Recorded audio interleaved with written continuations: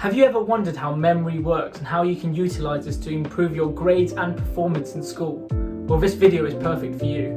Hello, my name is Jishan. I achieved straight A stars at college and now I'm a third year medical student studying at Barts in London. Before I start this video, I just wanted to let you know that I have written a fully referenced free ebook on this very topic that I will link for you in the description below. This video is going to be split up into 3 parts. Firstly, we're going to talk about the scientific basis of memory. Then we are going to talk about what the scientific literature says is the most effective way to study. Then we are going to wrap up the video by talking about exactly how you can apply these techniques to improve your grades at school. You can skip through to the parts of the video you find most relevant by clicking on the timestamps in the description box below, along with any references should you wish to do any further reading. Please ensure you also like, subscribe and turn on the notifications bell, and let's get into it. So memory is a tricky concept, but I'll try and keep it as simple as I can for this video.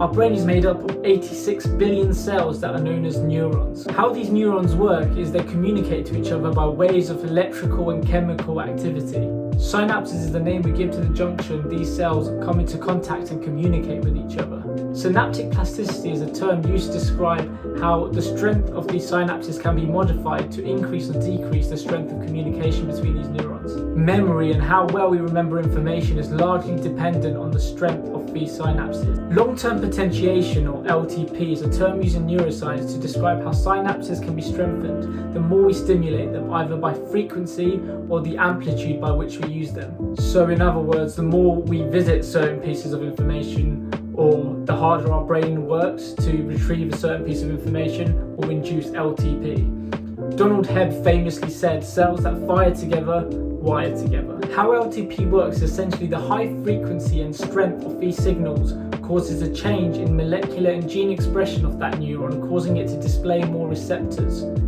These are basically the signal receivers of the cell. So before long-term potentiation, the neuronal response probably looks something like this, and after LTP it will look more like this.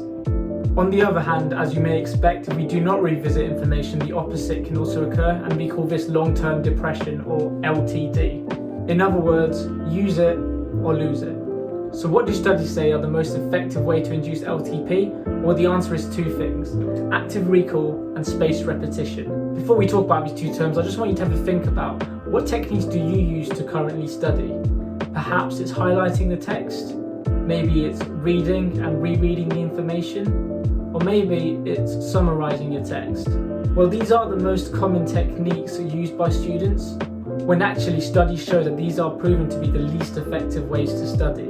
Active recall is the process of essentially retrieving information, so basically testing yourself. This study by Butler shows that students who test themselves either with the same test they were going to sit or a different test scored on average 50% greater than their peers who kept just rereading the text. And this was in both the conceptual and factual components of the test, or in other words, how every test you're ever going to sit is built up.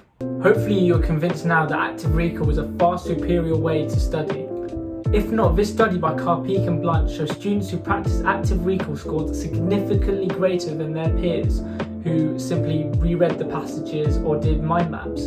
Again, in some cases these differences are 50%, which in other words could be the difference between a C and an A star. As for the latter term, spaced repetition, it's exactly what it says on the tin. You may have heard from your parents and teachers that cramming for your exams is bad. Well, unfortunately they do have a point. Spacing your revision over time in different time intervals is the very idea behind spaced repetition. Ebbinghaus hypothesized this all the way back in 1885 and it still stands true today. This is the forgetting curve. The idea is when you first learn information, you retain 100% of it. Over time, however, if you never revisit that information again, your retention of that knowledge will decrease to 0%, as if you never really learnt it in the first place. But let's say we visit that information again the day after, then 4 days after, and then maybe 16 days after, and so on. We will essentially have interrupted that forgetting process such that eventually that knowledge will be established into our long-term memory and we will have retained most of it.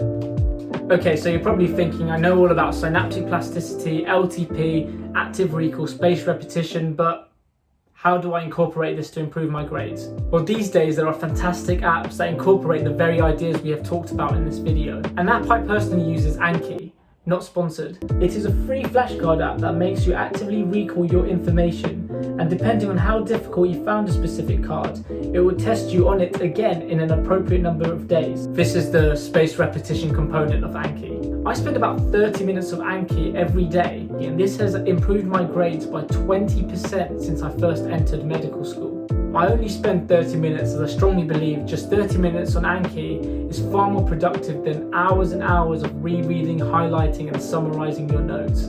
If you want me to create a video on how to create the most efficient Anki flashcards, then just leave a comment below. That wraps up the video, and I wish you the best with your new study techniques.